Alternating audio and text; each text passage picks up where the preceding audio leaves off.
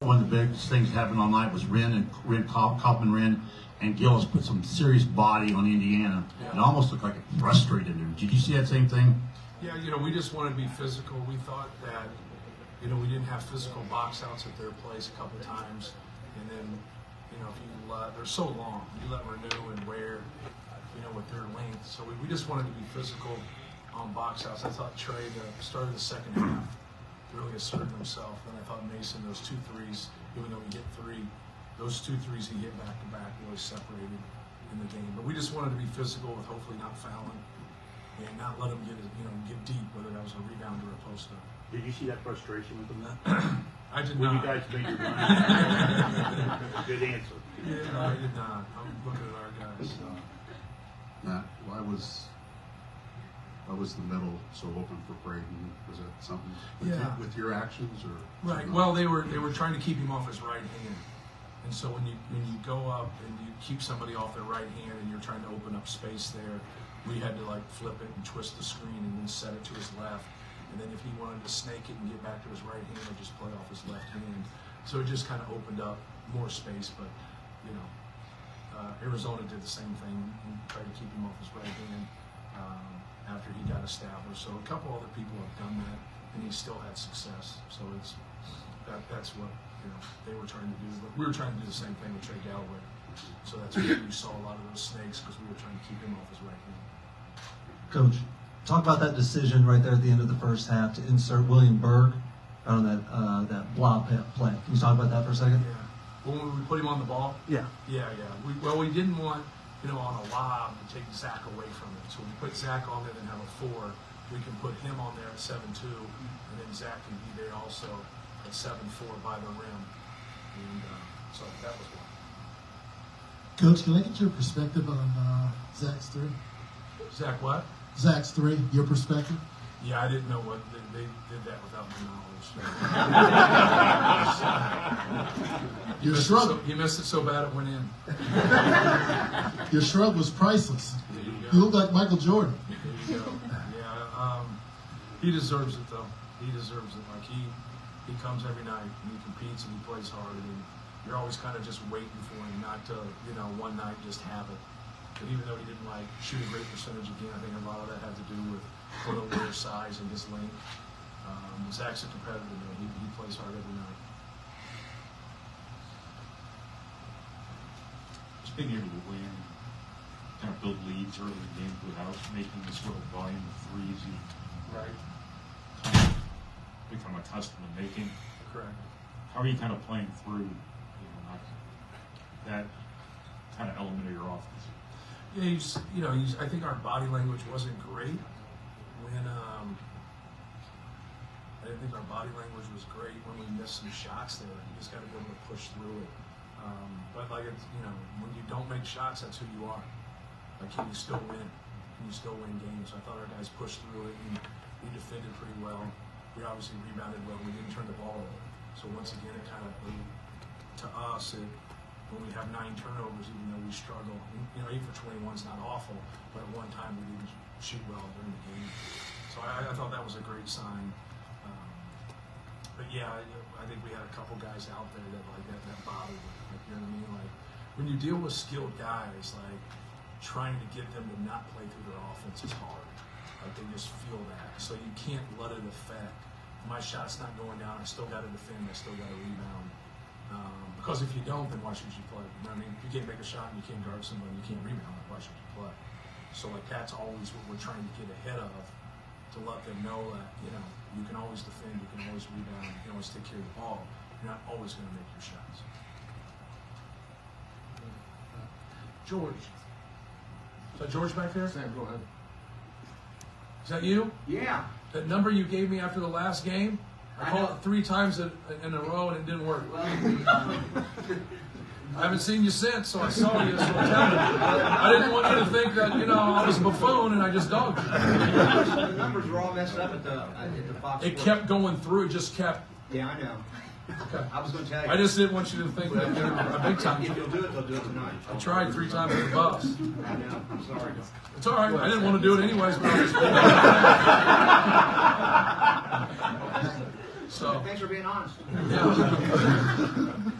Aside from their first 5 possessions, where I think they got fouled once and got 4 pretty easy buckets, did you feel like this was a game where you had a lot of progress defensively? I did.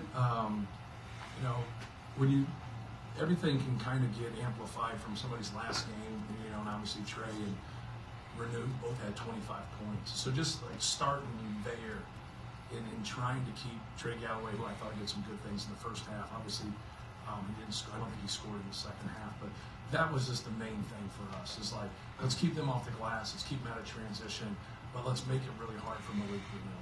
Let's make it really hard for Trey Galloway to get to his right hand. And, I thought we had some success there. Not ultimate success. Obviously, getting Renew into foul trouble was a big deal. And that's what we were trying to do with, posting Trey Kaufman in to start the second half. We wanted to go to him and just keep going to him. And then having Sebo on that weak side to rebound because we knew they'd stay one-on-one. Matt, can we touch on that first 5 minutes where defense kind of give up, I think it was 4 straight field goals. Just what you saw from your defense getting locked in early. Yeah, it was, once again, like when we keep the ball out of the paint, I think good things happen. It doesn't mean we're like, carte blanche and it's, that's it. But when we can do a better job of not letting the ball get in there through the post or the drive, we have more success. And so that's what we wanted to do a better job after they did that. Is like, they didn't make a 3 in the first half. Out of their 4 threes, obviously, Ware hit the 1, and then C.J. Dunn hit the other 3. But we did not want them to get, even though they don't shoot a lot of them, we didn't want that to be a part of it. We didn't want the offensive rebounding, but keeping the ball out of the paint is what we had to do a better job of. Because when we saw the numbers at halftime, that was huge. After that moment, I thought we did a much better job. I don't think Miles had played since Michigan. Obviously, he's one of the quote-unquote victims of your depth. Yes. But why was this a night for him to kind of get in there early? Yeah. We had struggled shooting the ball in the first half. I just thought like getting him in there and, when he's gotten in there, he's, had a short memory and just taking his shots. But that 3 that he hit was a big shot for us. So, it's hard, man. It's a hard deal when you get in that position when your number does get called to go out there, but I thought he did great. Hey, Matt, talk about the significance of this series. Obviously, you grew up with IU, Purdue. How special is it this season to get these 2 wins on this season for Zach and these guys that have played so hard? Yeah, well, obviously they swept us last year, even though we won the Big Ten by 3 games. It's they simply outplayed us. Hood Schifino was so good here last year. I think we helped him get to the NBA. The way we defended him. So that was the silver lining of that game, right? But no, trying to guard Trace Jackson Davis, obviously he's done really well for the Warriors in the NBA. Like that was a challenge, and the game here. He didn't score until the 10-minute mark. So if you'd have told me that, I would have said that we won the game.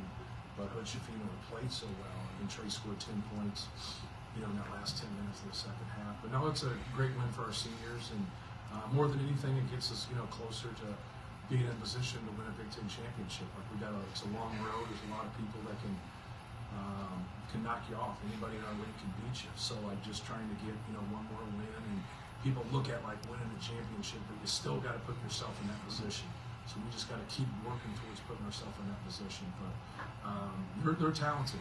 I know they don't have the depth because of Xavier Johnson in the backcourt, but he really helps them with their depth there. But that front line is talented. I think you see that in Zach going 7 for 15. Like where's length bothers people. Coach, piggybacking off of that, 41 combined points against IU this year. That's the most in the series since 1969. How big of a message does this send and have extra energy does this give you guys moving forward through the season? Yeah, it's not that big a deal. Like we want to live in the world of efficiency, especially from an offensive standpoint. When you hear coaches talk about doing your job, that's what it gets down to, staying connected. If everybody does their job and everybody stays on the same page, it really helps your connectivity. And now you're not fooling anybody, right? Everybody knows what everybody else is doing. And good defenses and good offenses can get you off that grid. So that's what competition is. People will look at the result of what you do, and they'll say, well, why in the hell did you do that? It's not 5-on-0. There's another team out there competing, and they're trying to stop you from doing what you want to do. But no, it's it's really not that big a deal, to be honest with you. It's us trying to get better and just be an efficient offensive, defensive team, and then keep rebounding the basketball. And if we can rebound the basketball, and we can take care of the basketball, we put ourselves in a really good position with our personnel. Building off that a little bit, Zach with 4 assists and only 1 turnover tonight. Talk about his development, filling out those double teams, and I think IU played him pretty much straight up tonight. Talk about his development and his decision making. Yeah, he's a very unselfish player. He doesn't have the build-up of a recruited guy. A lot of times the build-up of a recruited guy thinks about, what's my role, how am I going to play, how many shots I'm going to get. He doesn't have that in between his ears. He just wants to win. So it's real simple. If you're by yourself, and you're one-on-one, score the ball. If you're double team, pass it. Don't wait to pass it if you see that double team. So we spend a lot of time working on repost, rotations, and what we're supposed to do when the ball goes in. So he knows. He's still got to pick up eyes and throw the ball to people, but he knows where people are supposed to be depending on how they're going to handle it. We've had people double us and have success. We've had people, stay one-on-one and have success against us. Obviously, he's had a lot of personal success, so it's not over the top. But there's not been one way that just foils us at all. Now, we've had games in the NCAA tournament where one-on-ones beat us just because of decision making, whatever. So it's not been perfect. But the thing that he's always done is he's always went back to the well and watched and learned and just kept building good positive habits. And a lot of times guys with size and coaches don't like throwing it to them because they're not very good decision makers. Well, you got to work with them. You got to work with them on their passing just like you would work in ball screen passing. And so we spent a lot of time on him working on what people want to do. They want to come quick double. They want to delay double. They want to come big to big. They want to cover down ball side. And there's a lot of different semantics to that can make a guy freeze or make a guy not see it. So pass faking's a big thing. Ball faking. So now, when you're pass faking and you're pumping that basketball 2 to 3 times, are they playing that lane? Are they holding tight? Are they zoning off? It really allows him to process information and see where people are. But simple wins the race. And so, when you get in that situation, anytime you get 2 people on the basketball, get the ball out of your hands. You're automatically in a 4-on-3. And if you've set that up and you've stayed ball side, now you're in a 3-on-2. And so that's what you want. You want advantages. You want 4-on-3s, 3-on-2s. And then if you have good decision makers out there and good shot makers, you should get something pretty good. Casey, last one. Braden had a good game at the rim. He struggled a little bit this year. How has his game evolved and his confidence grown just at the rim making shots? Just taking what they're giving him. A lot of people don't like to come, in the ball screen action detached from Zachary. And so when they do that now, make them stop you. Get to your pull-up, get to the rim, make them stop you. Because when they stop you and they come, now somebody not as big is on him.